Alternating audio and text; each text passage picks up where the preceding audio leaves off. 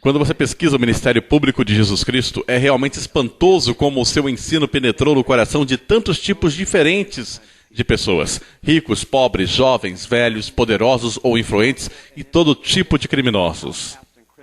A pregação de Cristo transformou todo tipo de vida, de todo tipo de grupo social. Na verdade, houve apenas um grupo de pessoas que rejeitou os ensinamentos de Jesus quase que totalmente. Os fariseus e a liderança religiosa foram cheios de um violento ódio por Cristo. Eles ficaram espiritualmente cegos para os seus milagres e mortos para a sua verdade transformadora de vidas. Mas por que eles odiavam a Cristo tão ferozmente? No sermão de hoje, John MacArthur abre a palavra de Deus e nos ajuda a entender por que líderes religiosos rejeitaram a Cristo e por que eles eram tão contrários ao evangelho que ele pregava. Pegue a sua Bíblia e prepare-se para ser atingido pelo escândalo da graça. E fique por aqui depois da mensagem de hoje para dar uma olhada no novo vídeo da série de estudos bíblicos do nosso pastor. Acredite-me, você não vai querer perder isso. Por que é que o mundo nos deixa tão embaraçados sobre o evangelho? Porque decidi nada saber entre vós senão a Cristo e a este crucificado.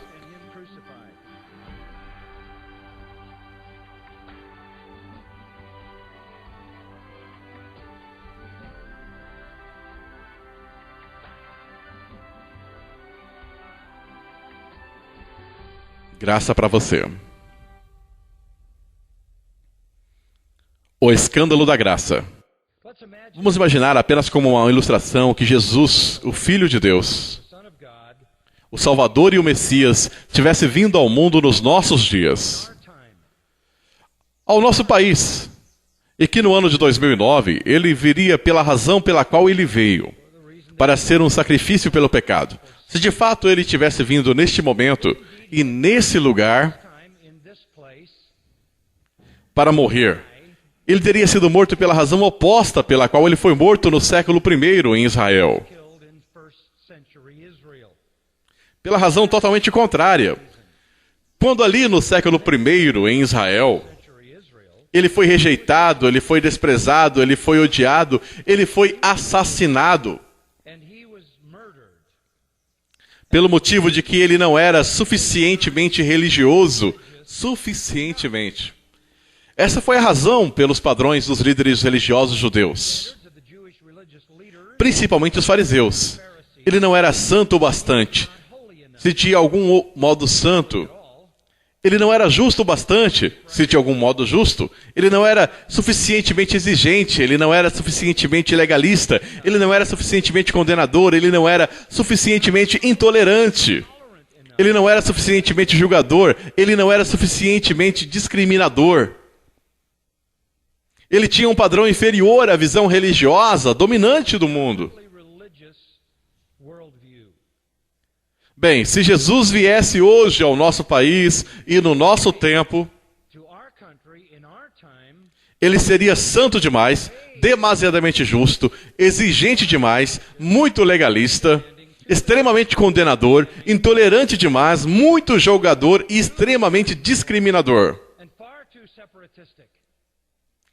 E a nossa geração o mataria por causa disso. Totalmente o oposto. Duas perspectivas diferentes, duas sociedades diferentes, em duas eras diferentes. A nossa cultura é altamente secular e extremamente imoral. A cultura deles era altamente religiosa e extremamente moral. Nós iríamos odiar Jesus por condenar pessoas boas. Eles odiavam por perdoar pessoas ruins. Tão logo nosso Senhor iniciou o seu ministério, os líderes judeus desenvolveram ódio contra ele. O motivo foi exatamente o que eu disse. Ele não era suficientemente santo. De fato, ele era tão irreligioso que eles concluíram que ele fazia o que fazia pelo poder de Satanás. Ele era tão profano que ele era energizado pelo próprio inferno.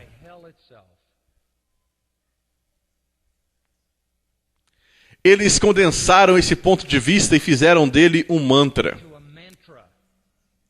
Eles o chamaram com desprezo de amigo dos pecadores. Qual foi o pior que eles falaram dele? Essa foi a coisa mais desprezível e patética que eles inventaram sobre ele. O amigo, de fato, dos coletores de impostos e pecadores. Inacreditável, absolutamente inacreditável. Que ele se achegaria ao pecador ou permitiria que o pecador se achegasse a ele. No capítulo 15 de Lucas, todos os coletores de impostos e pecadores se achegam a ele para ouvi-lo. Mas os fariseus e os escribas começaram a murmurar, dizendo: este homem recebe pecadores e come com eles. Essa foi a questão que os levou a rejeitar Jesus. O ultraje era que aquele que reivindicava ser o mais santo e o mais justo Filho de Deus, aquele que diz ser o Senhor dos céus e o Messias, estava à vontade com pecadores. A separação define os fariseus. Eles nunca desejaram estar na companhia dos pecadores. Na verdade, o rabino costumava dizer: você só chega perto de um pecador somente para ensinar a lei àquele pecador. Na parábola de Lucas 18, onde o fariseu e o publicano vão a um templo para orar, o fariseu fica de pé e ora assim, a propósito de si para si mesmo, como está dito: Deus, obrigado por eu não ser como as demais pessoas, ladras, injustas e adúlteras, como este publicano. Nada havia, nada senão a mácula para os pecadores, para a categoria dos pecadores. Jesus ficava tão à vontade com pecadores. Resumindo, meus amigos, este era o escândalo da vida de Jesus. Esse era o escândalo do seu ministério. Ele era amigo dos pecadores. Você pode chamar isso de o escândalo da amizade com os pecadores, ou pode chamar isso simplesmente de o escândalo da graça. Jesus recebia bem os penitentes e pecadores, e Jesus rejeitava os fariseus impenitentes e cheios de justiça própria. Ora, é claro que essa é a glória do Evangelho, não é? Essa é a glória do Evangelho. Que Deus recebe pecadores. Essa é a glória do Evangelho. Paulo explica isso no coração da carta aos Romanos. Por exemplo, no capítulo 3, versículo 25, ele nos diz que Deus fez de Cristo uma propiciação através do seu sangue, que proporciona um sacrifício que satisfaz a Deus, recebido pela fé. Ele diz, através da fé.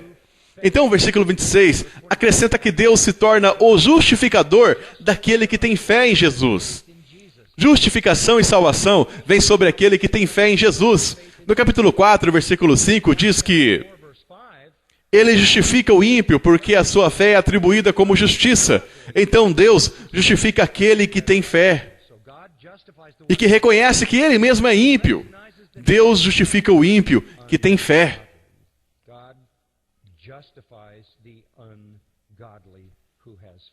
Romanos capítulo 5, versículo 6. Quando nós éramos fracos, Cristo morreu a seu tempo. Aqui está o versículo chave para o ímpio. Ele não morreu pelo piedoso, ele morreu pelo ímpio. Ele justifica o ímpio. Isso é o Evangelho. A glória do Evangelho não é que Deus concede salvação